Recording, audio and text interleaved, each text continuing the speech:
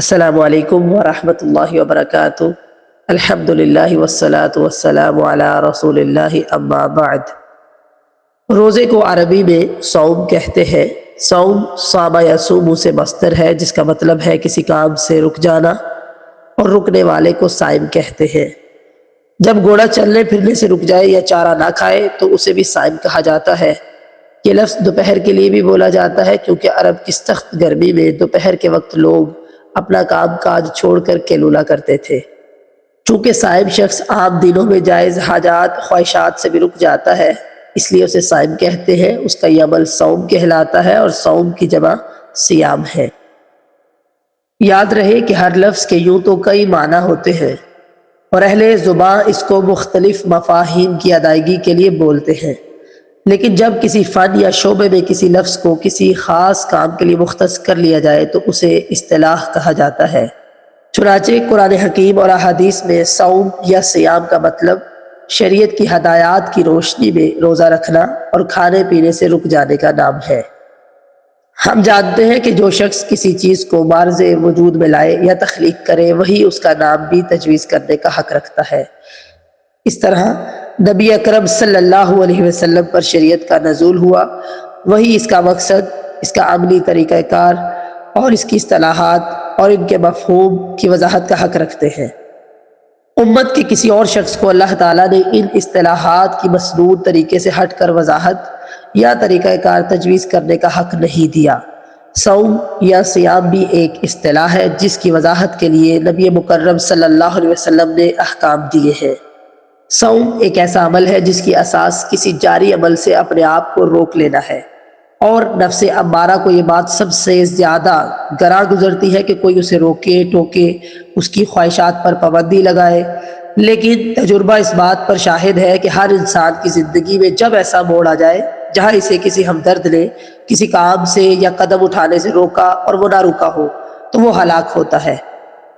اس لیے روزہ بھی نفس امارہ کو بعض چیزوں سے روکتا ہے، جن میں ظاہری چیزوں میں تو کھانا پینا ہے، میاں بیوی کے تعلقات ہیں، جبکہ روزہ دار کے لیے یہ بھی ضروری ہے کہ وہ ہر گناہ کے کام سے رک جائے، جیسے بیہودہ باتوں سے اپنی زبان اور خیالات کو روکے، جھوٹ سے باز رہے، لڑائی جھگڑا نہ کرے۔ ہم روزے کیوں رکھتے ہیں؟ اللہ تعالیٰ نے ہم پر رمضان کے روزے فرض کیے ہیں۔ ارشاد باری تعالیٰ ہے، یا ایھا الذین آمنوا کتب علیکم الصیام کما کتب علی الذین من قبلکم لعلکم تتقون۔ اے ایمان والو، تم پر روزے فرض کیے گئے ہیں جیسے کہ تم سے پہلے لوگوں پر فرض کیے گئے تھے، تاکہ تم تقوی اختیار کرو۔ سورۃ البقرہ۔ تقوی کیا ہے؟ اللہ تعالیٰ کے خوف کی وجہ سے ممنوع امور کو ترک کر دینا اور اللہ تعالیٰ کے احکامات کو ماننا۔ تقوی کا ایک مطلب پرہیز کرنا بھی ہے، یعنی ان چیزوں سے بچنا جو نقصان دیتی ہیں، اور وہ چیزیں استعمال کرنا جن سے صحت بنتی ہے۔ اسی طرح تقوی کا مطلب عاقبت اندیشی بھی ہے، یعنی کسی کام کے کرتے ہوئے اس کے فوری فائدے کو دیکھنے کی بجائے اس کے انجام پر غور و فکر کرنے کی صلاحیت کا ہونا۔ سیدنا معاذ بن جبل رضی اللہ تعالیٰ عنہ سے روایت ہے، ترمذی کی حدیث ہے، کہ نبی مکرم علیہ السلام نے فرمایا، جہاں بھی ہو اللہ سے ڈرو۔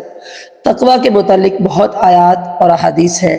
تقوی وقایہ سے ہے، جس کا مطلب ہے بچنا۔ حضرت عمر رضی اللہ تعالیٰ عنہ نے ابی بن کعب رضی اللہ تعالیٰ عنہ سے تقوی کا مطلب پوچھا، تو حضرت ابی نے کہا، کیا کبھی کانٹوں والی جگہ سے گزرے ہو؟ حضرت عمر کہنے لگے، جی ہاں۔ ابی بن کعب نے فرمایا، پھر تم اس وقت کیا کرتے ہو؟ انہوں نے جواب دیا، اپنے کپڑے سمیٹ لیتا ہوں تاکہ کانٹوں سے نہ الجھ جائیں۔ ابی بن کعب نے کہا، اسی کا نام تقوی ہے۔ یوں سمجھے کہ نفس انسانی اخلاقی بیماریوں کا بری طرح شکار ہے۔ اسے ہر وقت شرک، جھوٹ، غیبت، حسد، کینہ، بخل، لالچ، ناشکری، بے صبری، حب دنیا، ایسی کئی بیماریوں میں گھرنے کا خدشہ لگا رہتا ہے۔ متقی آدمی جب ان کے انجام پر غور کرتا ہے تو وہ اللہ کی پکڑ کے خوف سے بچنے کی کوشش کرتا ہے، اور ان امور سے بھی بعض اوقات پرہیز کرنے لگتا ہے جن میں گناہ کا شائبہ نہیں ہوتا، لیکن ان کی وجہ سے گناہ میں پڑنے کا خدشہ بہرحال ہوتا ہے۔ اسی حالت کا نام تقوی ہے۔ وما علینا الا البلاغ۔